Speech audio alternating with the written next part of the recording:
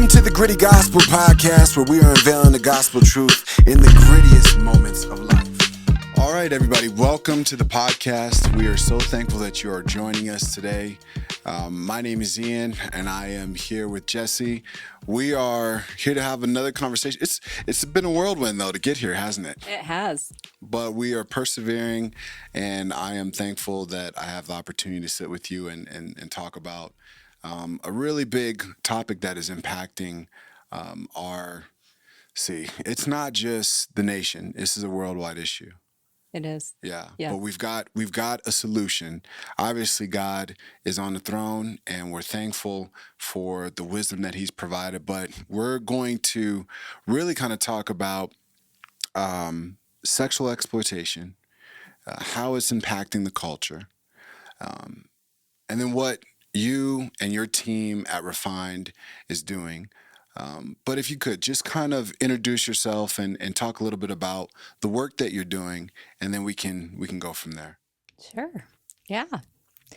Jessi Burge. I'm founder, executive director of Refined Ministries, and it has been a journey, no doubt. The reality that we are where we are today is nothing short of a miracle, and God's doing. My background in cosmetology for 20 years and finding myself learning about the problem.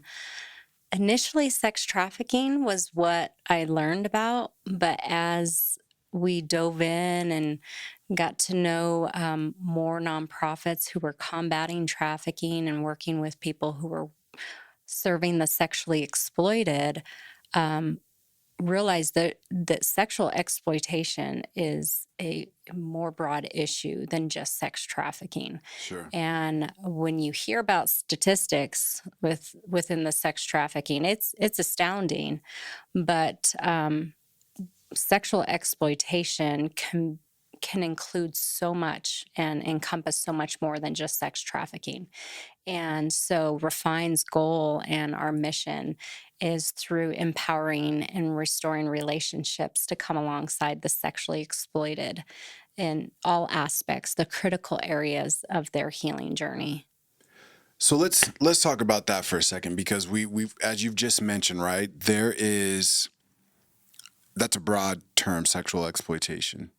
So let's define it a little bit for those out there who are wondering, well, what does that all encompass, right? Because, I think sex in itself is not something that is bad, right? God gave this to us so that we could procreate, so that we could actually be here, right? Yeah. We're both married. We have children. That's the blessing. That's the fruit of what sex is supposed to represent for our culture. Absolutely. It's a beautiful thing. And sadly, it's something that the enemy, that we believe that Satan is trying to distort. And that's what the enemy does. He takes that which God made and is so precious and beautiful, and he distorts it and he twists it. And I'm excited to talk about all the ways in which we're seeing the problem of that being distorted and twisted, not just in our nation, but in the world, for sure. Yeah, because that's really, I think, a very important piece to kind of wrap our heads around. Because I remember growing up, I was blessed. My parents were very good at helping me understand the difference between, right and wrong. And when it came to the sex talk, it was never presented in a way that was taboo. It was more understanding the proper context of how sex was supposed to be enjoyed and how we were supposed to engage in this. And then, of course, showcasing the pitfalls and the consequences of what happened. But I don't think that was the case for a lot of people. I think a lot of people were either told, like, it's just do whatever you want, or shun it, don't ever go there. And therefore, I feel like it was either a misguided teaching, or it was like no education at all. Either way, a lot of people were kind of failing forward. And then the consequences of that were never really fully realized until after the fact. And now you're you're stuck in something. And I want to be cautious there because, children, I don't really think are really ever an accident from God's perspective, but there's definitely a lot of unplanned pregnancies, and that's only part of it. That's not even talking about the diseases that can come from uh, you know an improper sex life, and the emotional and mental damage. But what are your thoughts on that? Well, having gone through a teen pregnancy, I mean, you're striking a strong chord in my heart, Ian, because I was faced with a teen pregnancy, and I had been one of those statistics of having to be faced with that choice at 17 of, do I keep, do I adopt, do I abort? And um, while I did not choose to go the route of abortion, I would be lying if I said it didn't cross my mind. And so, an element to what you're talking about, especially that young kids are faced with when they are exposed, whether it's to early sexual initiation or pornography that leads to curiosities, that leads to them exploring a wide variety of sexual things. It can be very traumatic. And that trauma and how it impacts not just the brain physiologically and the soul spiritually, it can either lead them down a path that leads to further traumatization and further situations that they find themselves in, that they then are more exploited, or it can lead to a place of getting help, healing, support, counsel, um, advocacy. So, Yeah. Yeah, I think that's important. I actually, you know, uh, a quick segue. Our graduation class, and we recently just learned about the passing of one of our friends from high school, and it got me and one of my other friends kind of talking about how the church could have probably, and we went to a Christian school, obviously, RCA, and we started talking about different ways in which what could we have done, right? Which ways could we have maybe prevented, which I think is kind of the natural thought of 2020. We got hindsight as 2020, right?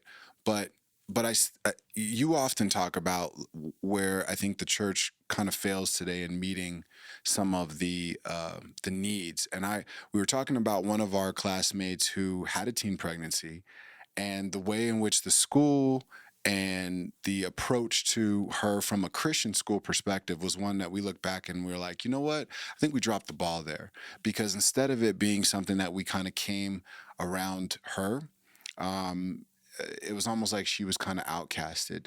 And I think what I've seen in her life, just kind of checking from social media, she's not really with the Lord anymore, as far as what I see, and that's a hard thing to witness.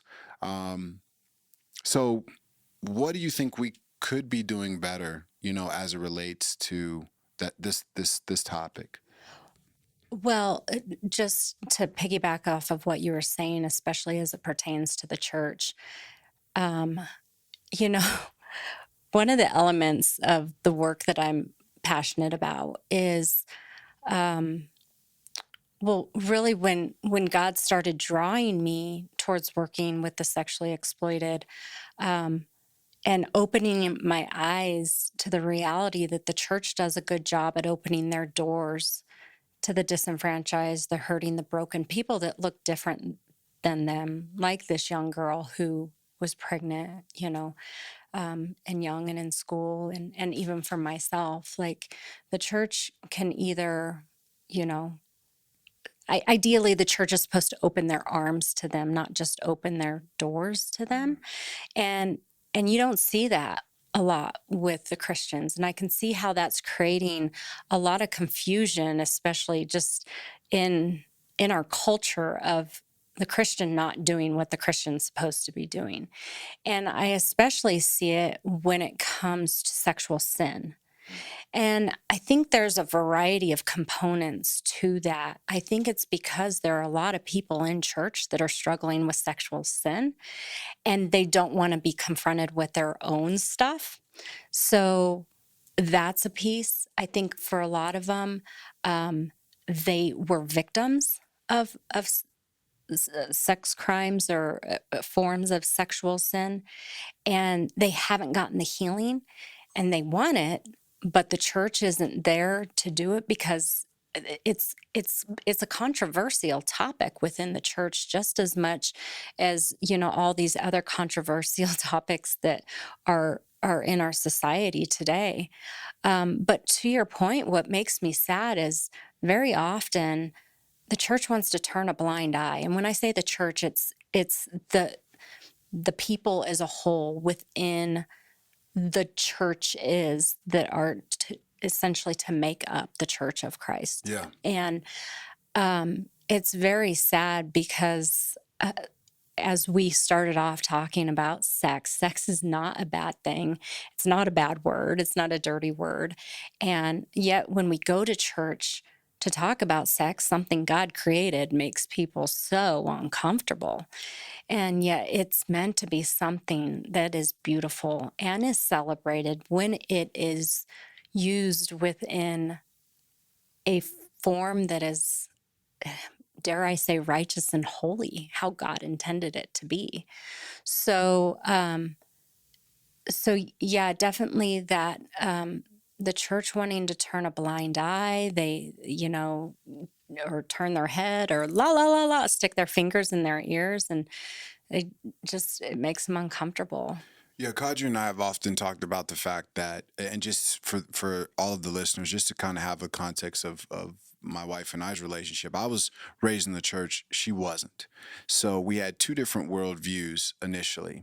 And one of the things that always has kind of been perplexing to us is once we came together as a married couple, it was like, well, how do we where do we get our sex education from as a couple, right?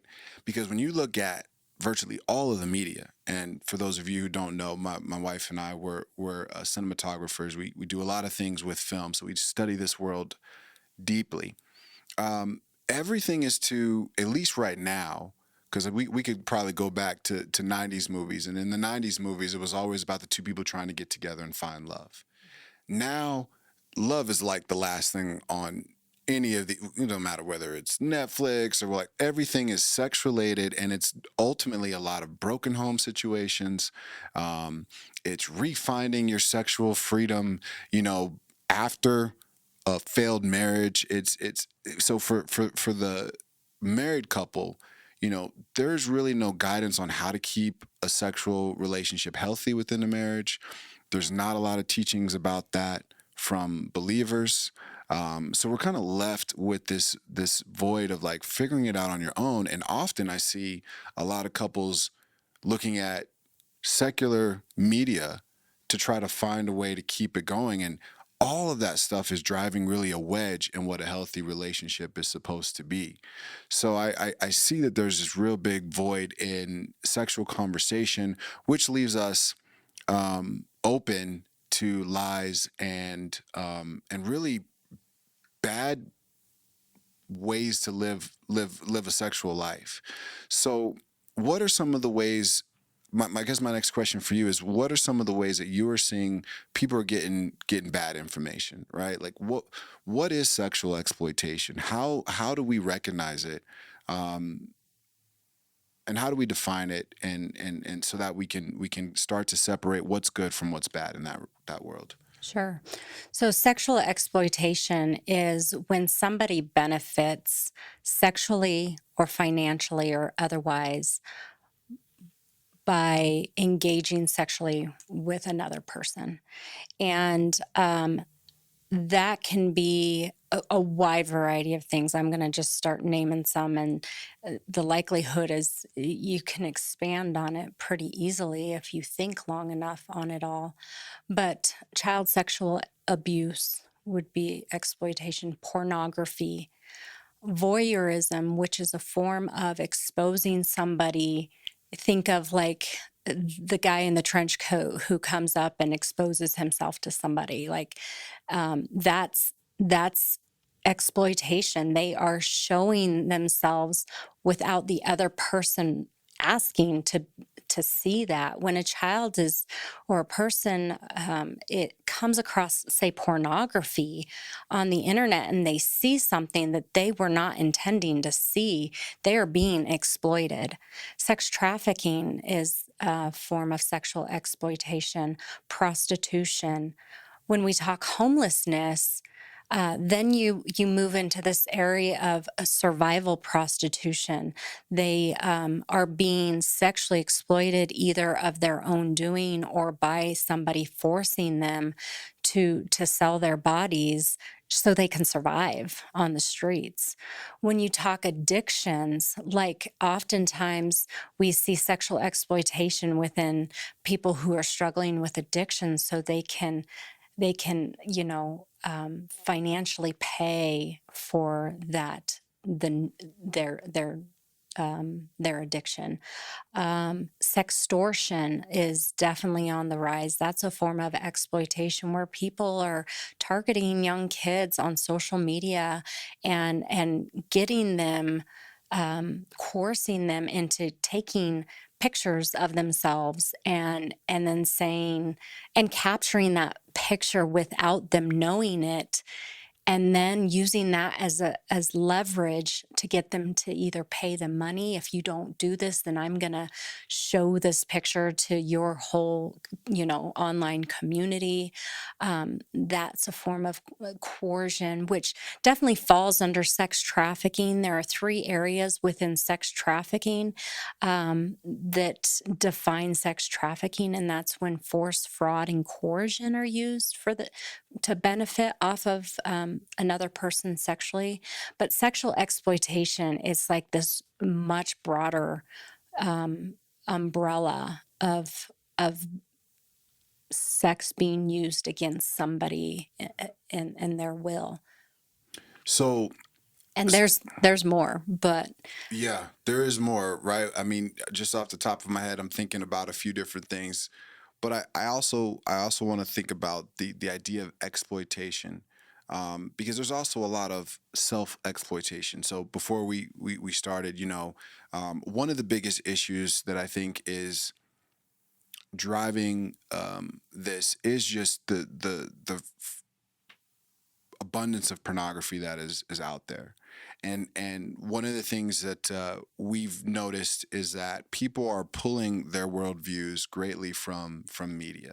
So whether it's whatever they're watching their movies, those themes that are in those movies, but in sex, porn is driving kind of the wedge there. We know that believers and non-believers alike are struggling with this addiction, but I also think and men as well as women.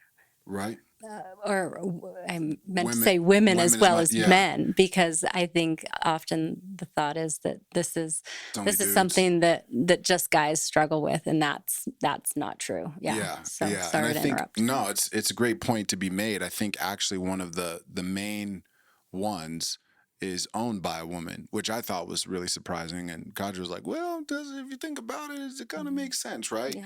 So we have a culture now where if if someone else exploits you, I think people still feel like it's wrong, Hmm. but or I should say, people still realize that it's wrong because Hmm. it is wrong to exploit someone, regardless of how. Absolutely.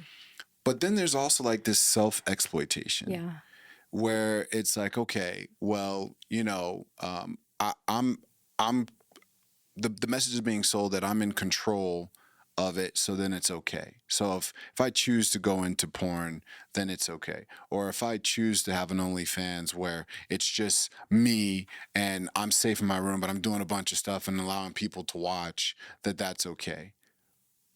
Why is this a deception? What are people missing when they think that engaging in this type of behavior is acceptable, and in some cases people even believe that it's healthy, right? I'm Mm. making money, nobody's necessarily touching me, or I'm okay with them touching me. Like, why do you think people are getting this idea confused?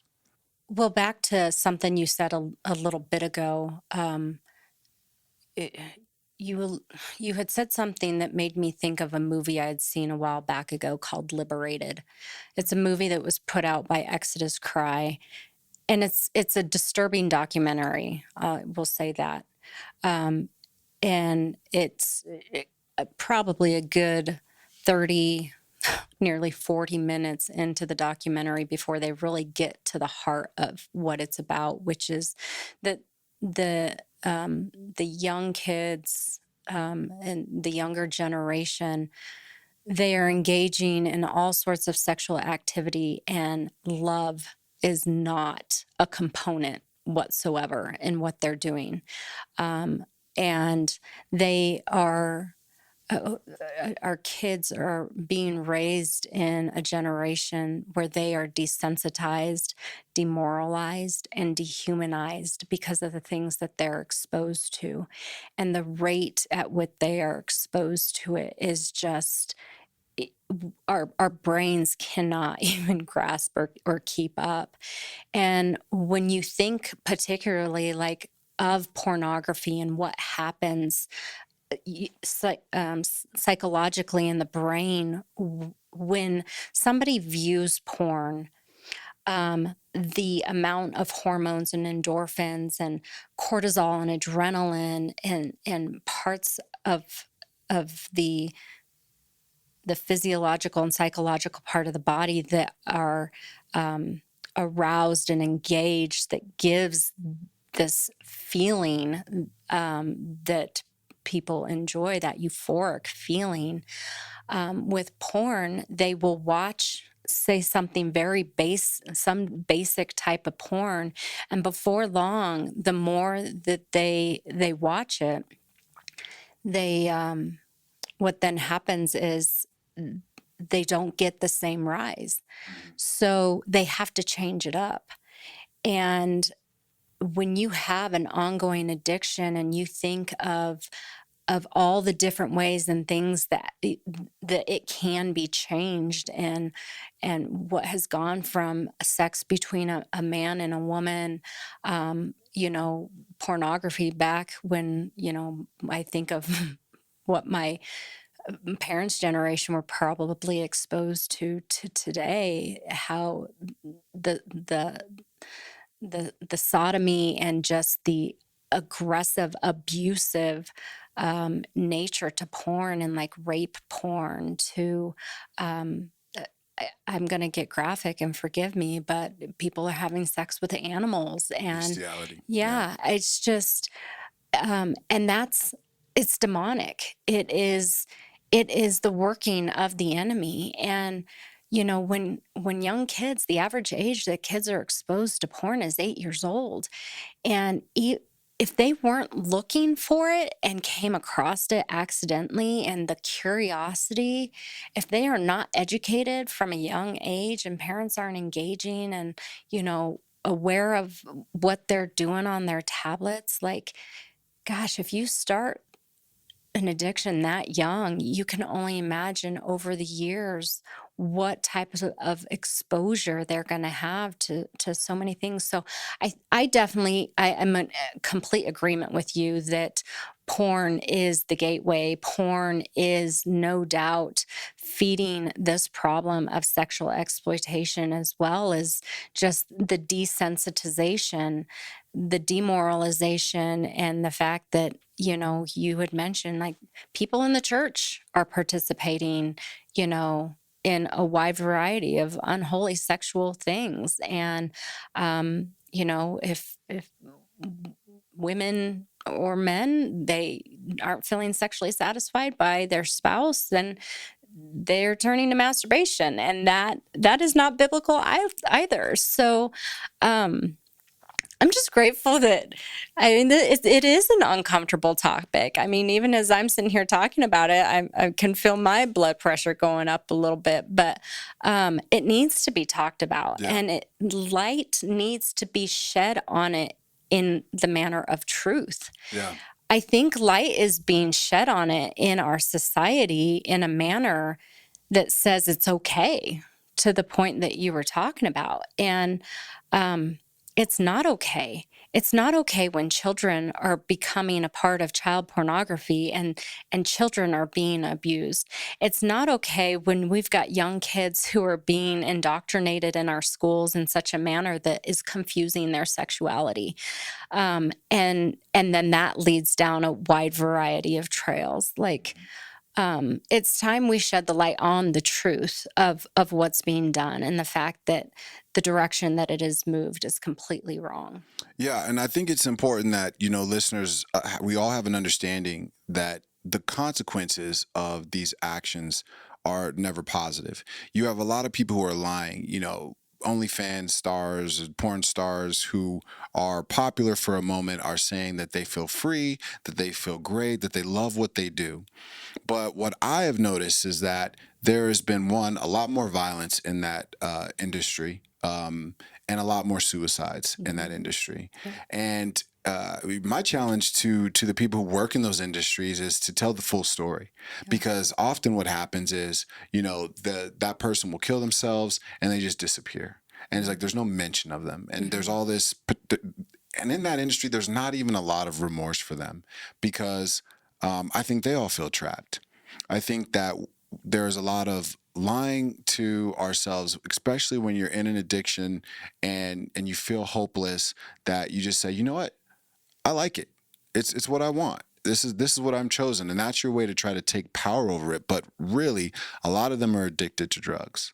A lot of them are addicted to alcohol. A lot of them are living miserable lives. And how do we know this? Well, there are some of them who come out and tell the truth, and they said, look, when you're on these sets, when you're involved in this lifestyle, you feel like your soul is empty, and you turn to these other substances to try to fill that void.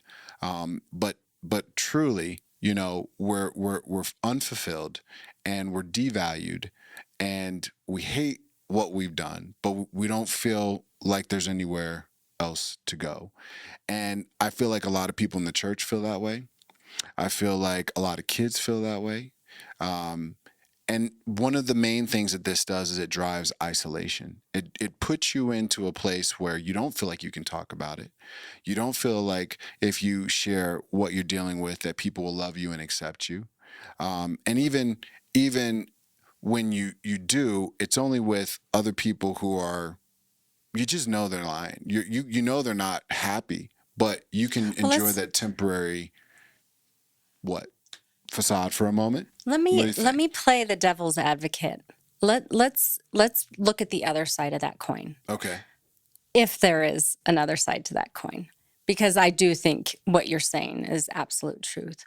But the reality is, you're going to engage with people who are Gonna who are push back on that, right? they're going to push back, and they're going to say, there's nothing bad about this. Like, all the things that you just identified really lend towards this negative, Context of what that yes, life is like. yeah. Okay. But some people might, be in a wide variety of relationships, whether it's, with other couples with other couples, Yeah. or whether that's in um, gay or lesbian couples, or I mean, sky's the limit now, how It you can is. name it, It right? But is. let's say they're like, I'm happy and I don't do drugs and I'm not addicted to alcohol, and, Sure. so, and this fulfills me. What I want to bring up, which I think is, regardless of which side of the coin that we're looking at, the problem is self. We are self gratifying. And when you look back at God's creation and how He intended sexuality to be, especially between a husband and wife, how He originally created it, it was ultimately to glorify his creation. Yeah. And two, it is through the satisfaction and enjoyment that you bring the other person. Mhm. And so much of that coin between that we're just talking about, self is what the focus is. And anytime self is the focus, you're putting yourself on First. first, and you're putting yourself in the place that God is supposed to be. And I would venture to say that's the root of the problem that we're dealing with. Yeah. Yeah, as we're talking about that, we're in what has been commonly known as Pride Month, right? Mm-hmm. And it's just ironic to me because I remember growing up in the 80s and 90s, and even in the secular world, pride was clearly understood as a bad thing, in the sense that you are putting yourself above other people, and a prideful person in every scenario that you can think of. And I'm not talking, and we could play semantics, right? We could say, well, when I talk about pride, talking about being proud of myself. It's a slippery slope, really, because what we're seeing is more of a pride of self, and elevating me over other people, elevating my needs over other people, and that always leads to destruction. Yeah. So it is a perversion of what I think really we need to have is confidence, but we need to be there for other people. So I think that's a great point. And when you put yourself first, when you go through hard times, you've isolated yourself.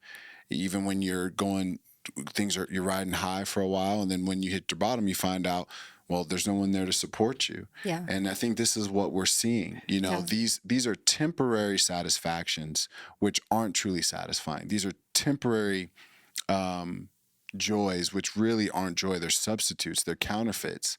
And over the long haul, we see people are being they get to the end of this route and they realize that they've traded what God really intended for fool's gold. And that's the sad part, because those stories are not told. Because one, I think at the end, if you embrace this lifestyle, you kind of feel your regret, but um, you don't have anyone to talk to. Right. So Can I just? I'm going to segue. This is the perfect segue into something that we can elaborate on down the road. sure. But refined.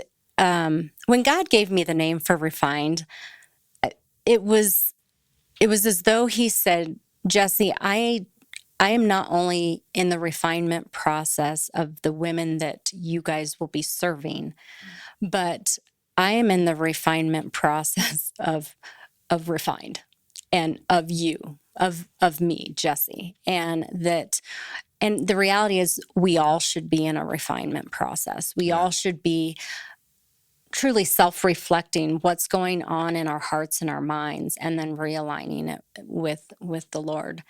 But refined is being refined again. And we are actually right now taking a good hard look at our messaging, and our the content of what we're doing and how we're doing it.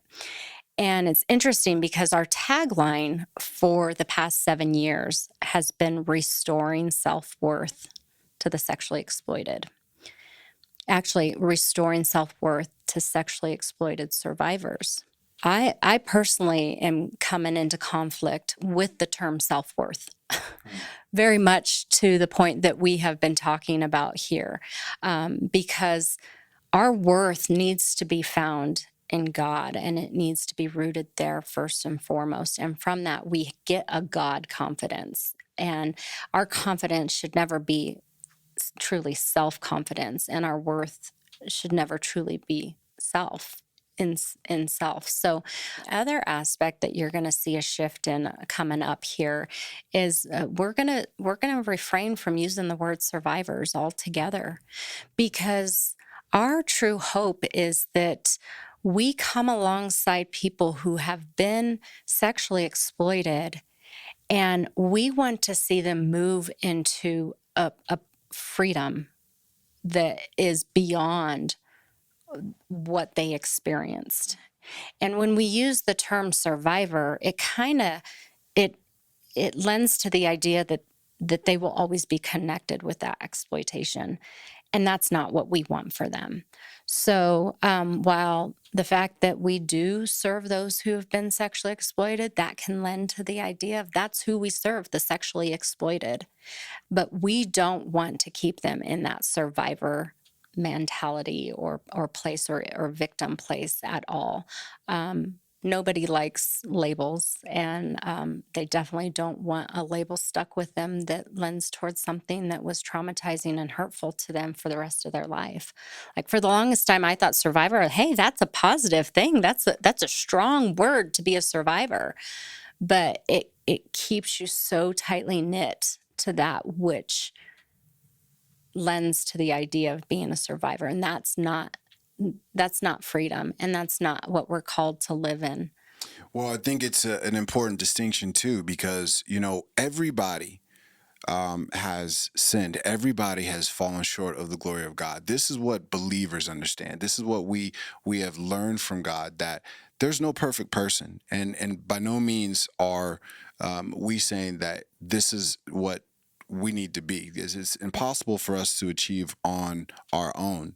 And this is why we really wanted to talk about the gospel message, because for anybody, whether you are struggling in sexual sin, or the sin of pride can affect us in multiple different areas of our life.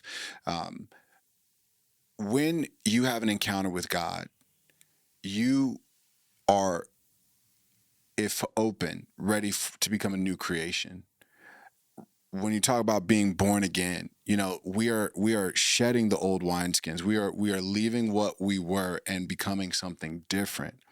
And this is the hope that we have in God. You're not just like barely hanging on. You become something new. You become something better. You become something greater through God's power. And this is really the hope that you're speaking to. So I think that's cool that the message is changing in that regard, because I think that's what part of the challenge with addiction can be. Regardless of what we're addicted to, is like, oh, I can't change. I can't, but we can. God transforms us. He makes us brand new. And so one thing I want to just kind of say to anyone listening is like, that is the true nature of God. It's not about just pointing out all the things that we've done wrong. It's highlighting those things so that we can understand that there's those things are hurting us. They lead to things that make us feel less than what we are, and ultimately can take the gift of life from us. But what God is trying to do is give us eternal life, a life that goes beyond even what we can imagine. And you don't have to die and go to heaven to get a taste of that. You can have that right here on earth if you embrace the love of God. And that's a bigger topic than perhaps maybe Sure. just this Yeah. podcast, but that is the hope that we want people to have. If your heart is open to change, you're not going to be bound forever. There is true freedom, and that is something to be looking forward to. Mm-hmm. All right, so Refined is going to be sharing more about your messaging and the work that you're doing, and we look forward to hearing about that in the future. I really want to thank you for taking the time to share your knowledge and your wisdom with all the listeners today, because this is a very important topic, and hopefully we can do it again soon, so we can continue this conversation, because there's a lot more to unpack on this, right? I'm looking forward to it. Awesome. All right. Well, thank you all for listening. And until next time, take care. Peace.